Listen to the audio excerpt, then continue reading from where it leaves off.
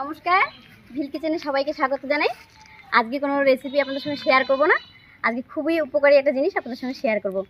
যারা আমার মতো মহিলা মানুষ, একটু বয়স হয়ে গেলে কিন্তু মুখে মেছেতার দাগ পড়ে, আর এই মেছেতার দাগ খুব সহজে ঘরোয়া উপায়ে কীভাবে দূর করা যাবে তারই সহজ একটা পদ্ধতি আপনাদের সঙ্গে শেয়ার করব। আপনারা সঙ্গে থাকুন, আশা করছি খুব ভালো লাগবে।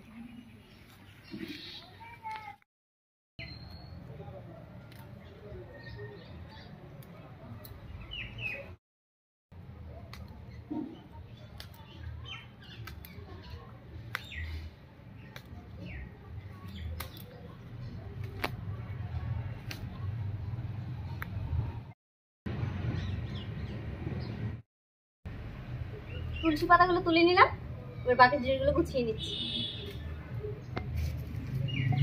আর অনেকগুলোই পাতা তুলে নিয়েছি, এই দিয়ে হয়ে যাবে। যারা প্রথম দিকে আমার ভিডিওগুলো দেখেছেন তারা হয়তো খেয়াল করেছেন আমার মুখের মধ্যে অনেক মেছেদার দাগ ছিল। তারপর শাশুড়ি মা অনেক ওষুধ খেয়েছি, তারপরে অনেক দামি দামি ক্রিম লাগিয়েছি, কিন্তু কোনো কাজই হয়নি। তারপর শাশুড়ি মা একদিন বললো যে তুমি এই টোটকাটা ব্যবহার করো, দেখো উপকার পাবে। তো প্রথমে বেশি গুরুত্ব দিতে চাইনি, তারপরে ভাবলাম যে না, ঘরোয়া উপায়ে যেহেতু তুই, তাহলে দিয়েই দেখি। তো কয়েকদিন ব্যবহার করার পরেই দেখি আমার অনেকটাই কমে গেছে। তাই ভাবলাম যে এই উপকারী জিনিসটা আপনাদের সঙ্গে শেয়ার করি, কারো না কারো কাজে লাগতে পারে। আর এর জন্য লাগবে তুলসী পাতা। তো প্রথমে কয়েকটা তুলসী পাতা তুলে নিয়ে আসি।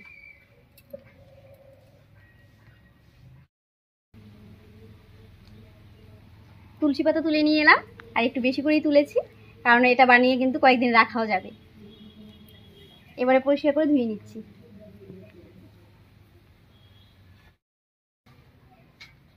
এই তুলসী পাতা যে শুধু আমাদের ত্বকেরই উপকার করবে তা কিন্তু না, এই তুলসী পাতা সর্দি কাশি জ্বরেও কিন্তু ভালো উপকার দেয়।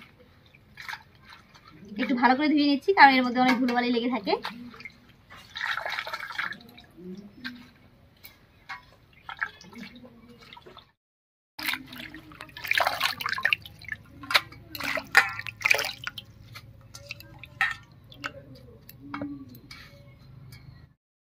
পাতাটা পরিষ্কার করে ধুয়ে নিলাম, আর এখানে একটা ছোট্ট হামানদিস্তা নিয়েছি, এটাও পরিষ্কার করে ধুয়ে নিয়েছি। এবারে তুলসী পাতার একটু রস বের করে নেব। আর তুলসী পাতার রস কিন্তু খুব সহজেই বের করা যায়।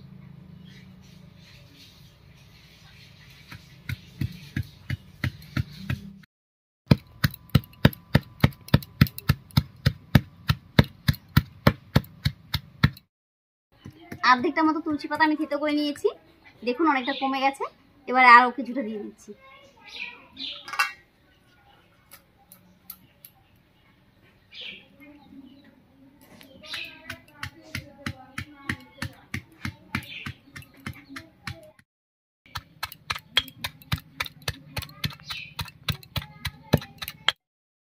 তুলসী পাতাটা থেতো করা হয়ে গেছে, দেখুন রসগুলো বেরিয়ে আমার হাতে পড়ছে। এবারে ছেঁকে নেব, একটা সুতির কাপড় দিয়ে ছেঁকে নিচ্ছি।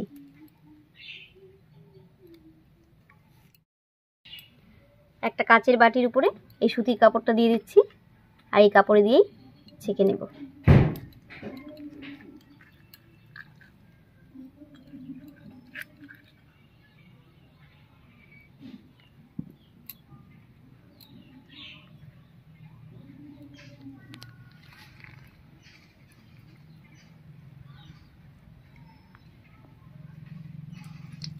কত রস বেরিয়েছে দেখুন। আর এইভাবে কাপড় দিয়ে ছাকলে একটুকু ছাবাও কিন্তু এই রসের মধ্যে থাকবে না।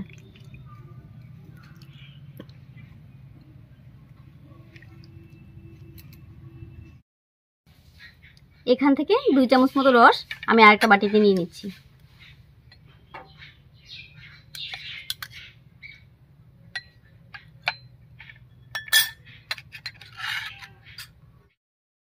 এবার এই তুলসী পাতার রসের মধ্যে দেব প্রায় 1/2 চামচ মতো মধু। আর মধুটা যদি একটু ভালো মধু হয় তাহলেই খুব ভালো হয়, বা খাঁটি যে চাক ভাঙা মধুটা হয় সেটা হলেও খুব ভালো হয়। আর দিয়ে দিচ্ছি 1/2 চামচের মতো অ্যালোভেরা জেল।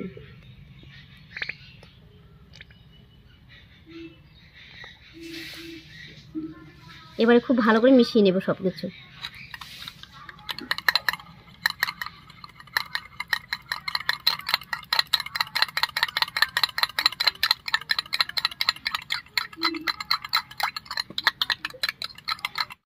আমি 1/2 চামচ দিয়েছি, একটু কম মনে হচ্ছে, তো আরও হাফ চামচ দিয়ে দিচ্ছি। আর এটাকে ফেটাতে ফেটাতে একটা ক্রিমের মতো তৈরি করে নিতে হবে।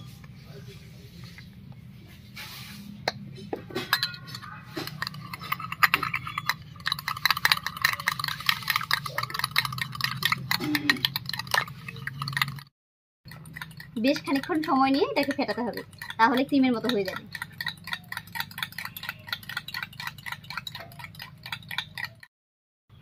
এখানে আমি যে যে উপকরণগুলো দিয়েছি এর সব কিছু কিন্তু বাড়িতেই থাকে সবারই।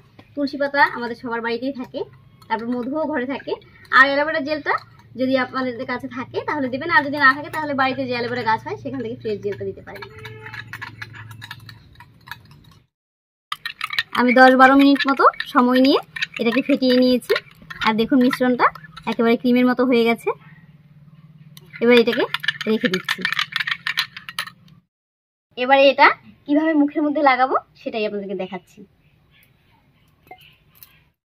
এখানে আরেকটা কাচের বাটি নিয়ে নিয়েছি, আর এর মধ্যে দেবো একটুখানি দুধ, কাঁচা দুধ। আর আপনাদের কাছে কাঁচা দুধ না থাকলে ফ্রিজে রাখা দুধ দিলেও চলবে। আর এখানে আমি অল্প করে নিয়েছি, মুখটা পরিষ্কার করতে যতটা দুধ লাগে। এবারে একটা তুলো দিয়ে এই দুধ দিয়ে মুখটা আমি পরিষ্কার করে নেব।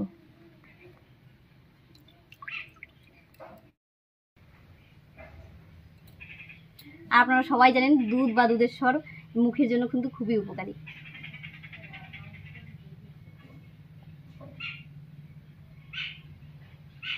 এমনিতে মুখটা আমি সকালবেলা ফেস ওয়াশ দিয়ে ধুয়ে নিয়েছিলাম, এবার এই দুধ দিয়ে পরিষ্কার করে নিচ্ছি।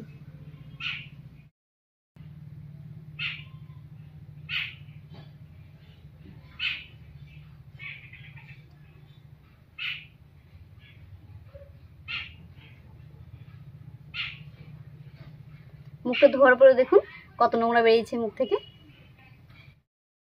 দুধ দিয়ে মুখটা পরিষ্কার করে নিলাম। এবারে অতিরিক্ত যে রসটা, তুলসী পাতার রসটা আরেকটা বাটিতে ছিল, এই রসটা মুখের মধ্যে লাগিয়ে নেব আরেকটা তুলো দিয়ে।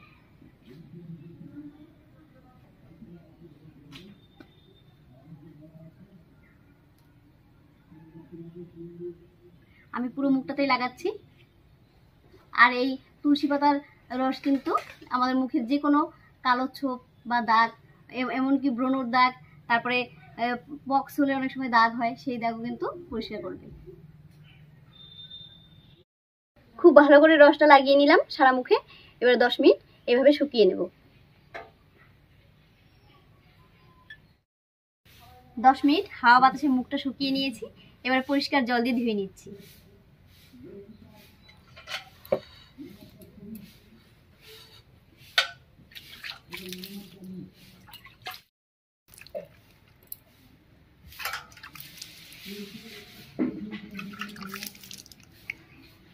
মুখটা ভালো করে ধুয়ে নিলাম।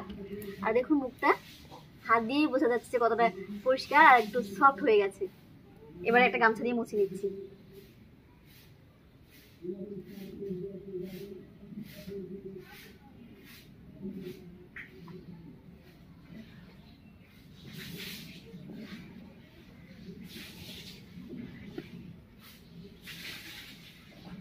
মুখটা মুছে নিলাম ধুয়ে।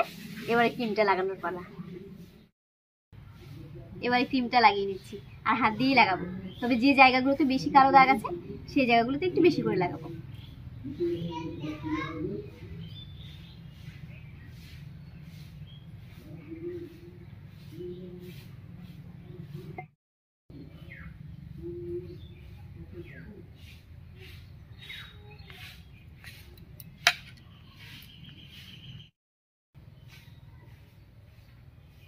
কালো জায়গাগুলোতে খুব ভালো করে লাগিয়ে নিলাম। এবার পুরো ক্রিমটা মুখের মধ্যে লাগিয়ে নিচ্ছি।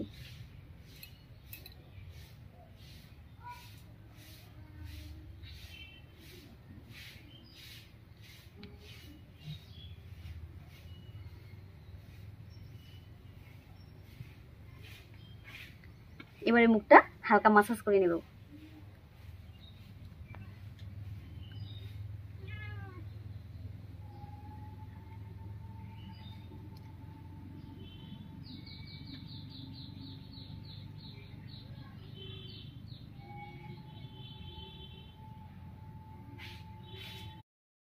এই অবস্থায় সারাদিন বাড়ির কাজকর্ম করতে পারবো।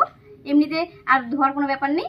তবে নর্মালি আমরা যখন সন্ধ্যে বা রাতে শোয়ার সময় একটু মুখটা ধুয়ে নিই, সেইভাবে ধুয়ে নিলেই হয়ে যাবে, আর কিচ্ছু করতে হবে না। যাই হোক, আজকের এই ঘরোয়া উপকারী ভিডিওটা আপনাদের কেমন লাগলো অবশ্যই কমেন্টে জানাবেন। যদি ভালো লাগে একটা লাইক করে দেবেন এবং বন্ধুদের সঙ্গে বেশি বেশি করে শেয়ার করবেন, তাহলে কারো না কারো কাজে লাগতে পারে। আজ এই পর্যন্তই, আবার দেখা হচ্ছে নতুন কোনো রেসিপি নিয়ে।